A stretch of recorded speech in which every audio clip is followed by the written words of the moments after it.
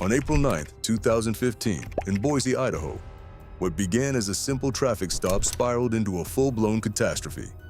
Around the intersection of Shindan Boulevard and Veterans Memorial Parkway, a Boise police officer pulled over a pickup truck. The driver, 33-year-old Jose Manuel Sanchez, appeared to cooperate at first, slowing to a stop like anyone else would. However, in a split-second turn of aggression, Sanchez threw the truck into reverse and floored it, slamming straight into the officer's cruiser. The impact crushed the patrol car's front end and pinned the officer's leg in the open door.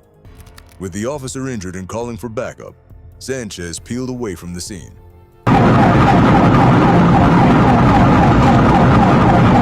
What followed was a high-speed, high-risk pursuit through the heart of Boise, with city streets blurring as the suspect pushed his pickup truck to its limit. Officers from both the Boise Police Department and the Idaho State Police joined in as sirens lit up the roads. Sanchez wasn't just fleeing, he was charging through traffic, weaving in and out with zero regard for safety.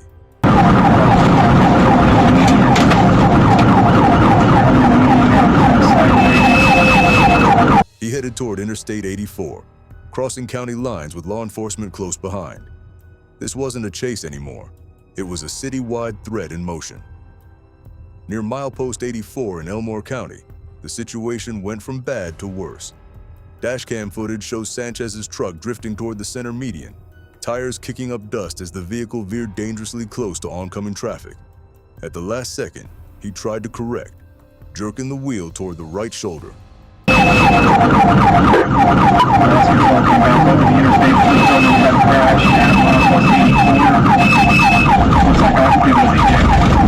But it was already too late. The pickup flipped and was launched into the air, rolling violently across the highway in a chaos of steel, glass, and flying debris. One of the tires was ripped clean off mid-roll. So was Sanchez, who hadn't been wearing a seatbelt.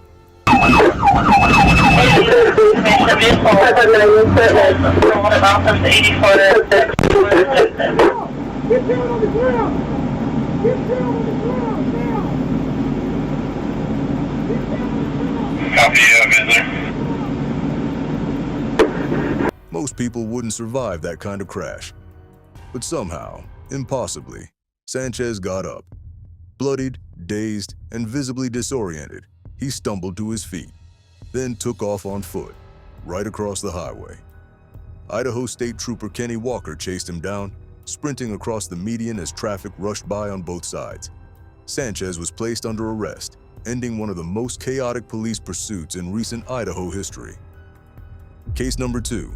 On August 30th, 2021 in Florida, what started like any other traffic stop ended in a shockingly horrific way. A sheriff's deputy from Brevard County pulled over a vehicle in West Melbourne, Florida. Inside the vehicle were 3 adults and a 2-month-old baby. Nothing unusual, nothing out of the ordinary. Just a routine stop, until it wasn't. As the deputies approached the car, their body cams recorded what seemed like casual small talk. 2 of the occupants were already outside the car. As the deputies asked questions, assessed the situation, and even made jokes and laughed with the passenger in the vehicle. What's that? In the car? All right, partner. He wants to talk to you out here. Is that all you're? Yeah. I'll watch it for you. He's all right. I got babies. Oh, you got a dog too? Hell. I'll make sure they're all right. I got babies too, man. Things took a horrifying turn when the deputies asked the third passenger to step out of the vehicle. Just as he was asked to exit the vehicle, a man suddenly leapt out of the back seat. In one hand, he had a loaded rifle, and without hesitation, he opened fire at point-blank range. Bullets tore through the air as the deputies scrambled for cover, desperately trying to return fire. One of them was hit in the leg almost immediately. Huh? Okay. Shit! Shit!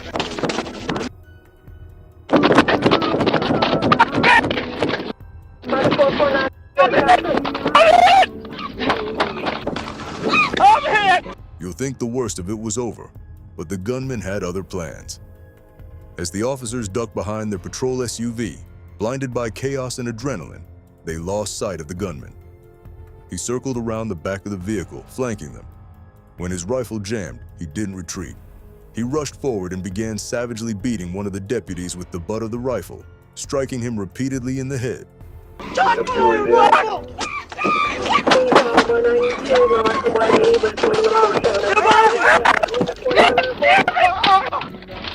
But the second deputy wasn't giving up. With a swift reload and no time to hesitate, he spun around and opened fire, emptying his clip at close range. The suspect was struck multiple times and collapsed on the spot.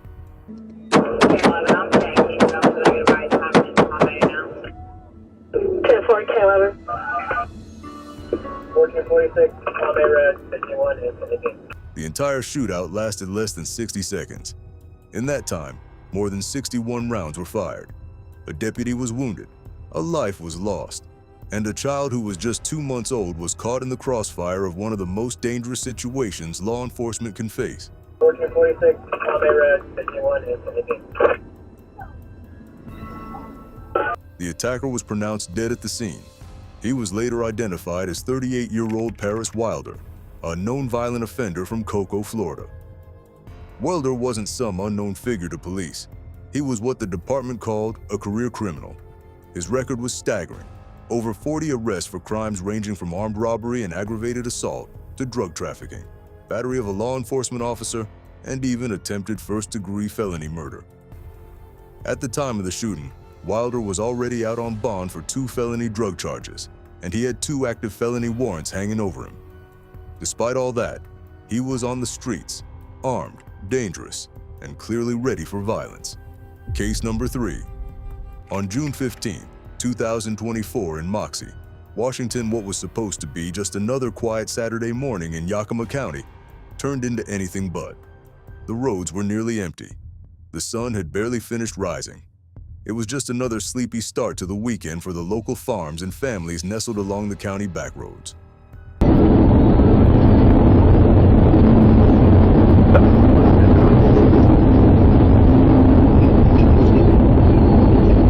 That calm would be shattered in just a matter of seconds, because what began as a minor traffic violation would erupt into one of the wildest, most dangerous police chases the county had seen in years. It all started on Boudry Road, where 49-year-old Michael Roll blew through a stop sign. At that exact moment, another driver was cruising along nearby Beauchene Road, and within seconds, metal collided with metal as Roll slammed his vehicle into theirs. From the outside, it looked like a standard fender bender, the kind where both drivers exchange insurance, maybe argue over fault, and move on with their day. But things were about to take a drastic change.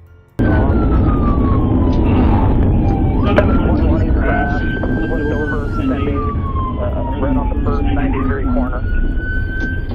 721 repeat to 934. Vehicle crashed out first corner on. The victim stepped out of their car, trying to do the responsible thing. They pulled out their phone to document the crash, taking photos, recording the damage, and trying to grab a shot of Roll's license plate. That's when things took a sharp and terrifying turn, as Roll snapped. According to court records, he launched into a stream of racially charged slurs, words so aggressive and hateful, they turned an accident into a full-blown threat. But he didn't stop at verbal abuse. Out of nowhere, he grabbed a jagged piece of metal molding from his vehicle and began swinging it like a weapon. This wasn't anger anymore. This was a man in full attack mode, flailing violently in broad daylight, surrounded by stunned witnesses and a recording phone. Before officers could even arrive on scene, Roll made his move. He jumped back into his car and fled. By the time deputies from the Yakima County Sheriff's Office pulled up, the suspect was already disappearing into the horizon, tires screeching across hot asphalt. Deputies gave chase immediately, sirens piercing the rural silence as they tore down winding country highways. Roll's vehicle hit speeds of nearly 100 miles per hour, weaving through narrow 2-lane roads lined with farmland, fences, and the occasional mailbox. Dashcam footage showed just how dangerous it really was.